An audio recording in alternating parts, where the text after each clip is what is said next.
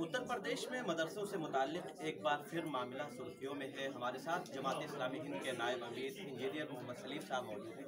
हम बात करते हैं। इंजीनियर साहब, उत्तर प्रदेश के मदरसों से मुताल्लिक़ एक फरमान एक तरह से जारी होता है और उसके बाद तमाम मदारिस में बेचैनी देखने को मिलती है। कई बड़े-बड़े जो मदारिस हैं उन पर ऐसा लगता है कि अब ताला लग जाएगा और या फिर उन बच्चों को सरकारी स्कूलों में शिफ्ट कर दिया जाएगा। मुस्लिम पर्सनल बोर्ड का वफ़्द सीएम योगी से मिलता है, कैसे देखते हैं? जी, बिल्कुल, ये मसला बहुत गंभीर मसला है और मदरसों का निज़ाम, मदरसों का सिस्टम आज से नहीं, पिछले कई 100 सालों से इस मुल्क में चल रहा है और मदरसों ने इस देश की बड़ी खिदमत की है, इस देश को बड़े बड़े लीडर्स दिए हैं। मदरसों के पढ़े हुए लोग हमारे जो फ्रीडम मूवमेंट में बहुत पेश रहे हैं, उनकी कुर्बानियाँ रही हैं। मदरसों से पढ़े हुए लोग हमारे संवैधानिक पदों तक भी पहुँचे हैं। तो मदरसों को गलत निगाह से देखना, ये मुझे लगता है कि एक नफ़रत की सियासत जब से बहुत तेज़ी से आगे बढ़ी है और उसका असर नज़र आता है। तो मुस्लिम पर्सनल लॉ बोर्ड का एक डेलीगेशन यूपी के चीफ मिनिस्टर से मिला है। जमात-ए-इस्लामी हिंद के नुमाइंदे भी उसमें शरीक थे और उनके सामने ये सब बातें रखी गई हैं कि मदरसों के बारे में ये जो आदेश है, ये जो डायरेक्शन है, ये अनकॉन्स्टिट्यूशनल है और कम्युनल है, इस्लामोफोबिक है कि इस्लाम और मुसलमानों के ख़िलाफ़ जो नफ़रत का माहौल बन रहा है, लगता है कि उसका असर इस पर नज़र आ रहा है। तो हम मुख्यमंत्री जी से यही उम्मीद करते हैं कि वो संवैधानिक पद पर हैं और संविधान के मुताबिक सभी मज़हब और धर्म को जो आज़ादी संविधान में दी गई है उसका ध्यान रखते हुए वो अपनी ज़िम्मेदारी निभाएं और इस तरह के नफ़रत भरे और पक्षपातपूर्ण जो आदेश हैं और समाज में बंटवारा करने वाले जो आदेश हैं, ऐसे आदेशों को वो लागू न करें, उसको वापस लें। और मुख्यमंत्री जी से हम ये उम्मीद करते हैं कि वो किसी एक धर्म के लोगों के मुख्यमंत्री न रहें, बल्कि सबके मुख्यमंत्री के तौर पर काम करें और संविधान की रोशनी में अपना राज धर्म निभाने की कोशिश करें। लेकिन एक बात और देखने को मिलती है कि मदारिस में खुद बहुत कमियां हैं और खामियां हैं। खास तौर पे सिर्फ एक स्टाफ चला रहे हैं, उसमें 100 बच्चे, 50 बच्चे पढ़ते हैं। आखिर उनको तालीम देने का पैमाना क्या है, या अपनी कमी को सुधार करने की ज़रूरत नहीं है? देखिए, अगर कहीं कमियां हैं, कमज़ोरियां हैं तो उसको ठीक करने के तरीके मौजूद हैं। लेकिन किसी को खांसी हुई है, ज़ुकाम हुआ है, तो आप उसको दवा दीजिए, उसको सिरप पिलाइए, इंजेक्शन दीजिए। क्या उस मरीज़ को आप मार देना चाहते हैं या मरीज़ को ही ख़त्म कर देना चाहते हैं?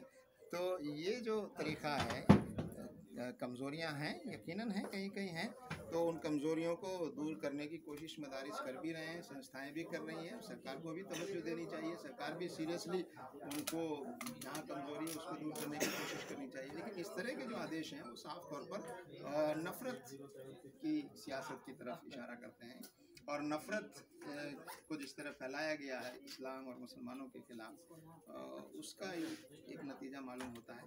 तो इसलिए हम यही उम्मीद करते हैं कि इस तरह के आदेश वापस लिए जाएँ और मदारिस को अपना जो रोल वो प्ले करते आए हैं उसमें और मदद करने की ज़रूरत है। जिस तरह से आप नफ़रत की बात कर रहे हैं कि नफ़रत फैलाने की कोशिश की जा रही है, कांवड़ नेम प्लेट का भी एक मामला पूरा सुर्खियों में आया था।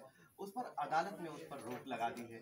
एक तरह से अब नेम प्लेट लगाना ज़रूरी नहीं है। इसे जमात इस्लामी कैसे देखती है? अदालत ने अपनी जिम्मेदारी निभाई है और अदालतों तक ये बात नहीं जानी चाहिए थी, ये बात सरकार को देखनी चाहिए थी। ये खुद सरकार की जिम्मेदारी है कि वो इस तरह का भेदभाव करने वाले जो डायरेक्शंस हैं उनको रोका जाना चाहिए। अगर किसी डिस्ट्रिक्ट एडमिनिस्ट्रेशन ने या कहीं पर ऐसा हुआ है तो ये अगर कोर्ट को आकर ये कहना पड़ा, ये हमारे लिए चिंता की बात है कि कोर्ट को आके आदेश देना पड़ा।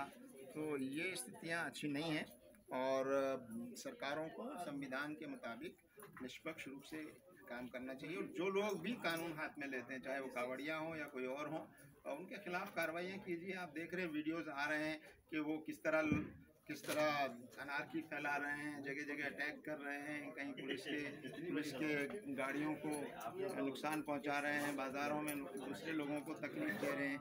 तो इसको रोकना सरकार की जिम्मेदारी है। वो व्यवस्था बनाए और कानून हाथ में लेने वाले जो गुंडा एलिमेंट्स जो कावड़ में शामिल हो गए हैं, ऐसे एलिमेंट्स के खिलाफ सख्त कार्रवाई करें। एक बहुत अहम सवाल है कि मशरकी उत्तर प्रदेश में ATS की तरफ से ये शायद अभी तक इंफॉर्मेशन आपको नहीं मिल सकी, क्योंकि तहरीरी शक्ल में ये बात सामने नहीं आई है, लेकिन मदारिस और मस्जिद इनसे पूरी तफसील मांगी जा रही है ATS की तरफ से। और जब उनसे सवाल किया जाता है कि आप कोई तहरीरी तौर पर दें, तो वो कहते हैं कि आपको अगर ज़रूरत पड़े, कोई बात करता है तो मेरी फ़ोन पे बात करा दीजिए, इससे मुताल्लिक तफसील मेरे पास मौजूद है।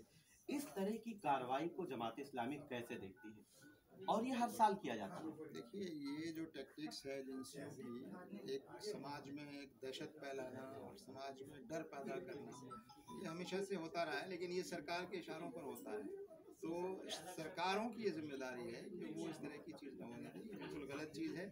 और अगर कहीं कोई पूछताछ करनी है, कोई मालूमात करनी है, तो उसका एक तरीका, लीगल तरीका मौजूद है, कानूनी प्रोसीजर मौजूद है। कोई भी एजेंसी बाकायदा नोटिस देकर और अपना आदेश लेकर जो है वो जाकर किसी मदरसे को देखना चाहे तो देख सकती है। लेकिन ये इस तरह का एक डर पैदा करना, भय पैदा करना, ये बहुत खतरनाक रुझान है जो पिछले कुछ समय से हम देखते आ रहे हैं। इसको रोकना चाहिए।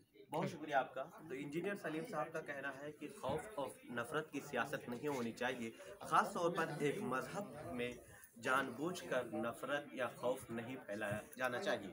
मैं निसार अहमद खान, भारत एक्सप्रेस, दिल्ली। हमारी वीडियो आपको पसंद आए तो लाइक कीजिए, शेयर कीजिए और सब्सक्राइब कीजिए। साथ ही कमेंट बॉक्स में आप अपनी राय भी ज़रूर दें। और हाँ, अगर फेसबुक पर आप वीडियो देख रहे हैं तो हमारे पेज को फॉलो करना ना भूलें।